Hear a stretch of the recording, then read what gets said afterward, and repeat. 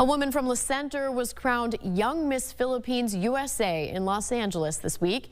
19-year-old Elaina Arguelles says she worked hard over the past several months to self-fund the trip to California and the fashion she'd need to compete. We caught up with her at her summer job working the lemonade stand at the Shakopee community with Cheapy. She says the trip to LA cost $4,000, which she raised by saving up money after graduation and competing in La Center's Miss Shamrock pageant last year. She also spent 6 months practicing her walk and got the chance to show off her guitar skills in the talent portion. She says a big part of her victory comes from her homage to her Filipino heritage in her performance, something that's a big influence on her.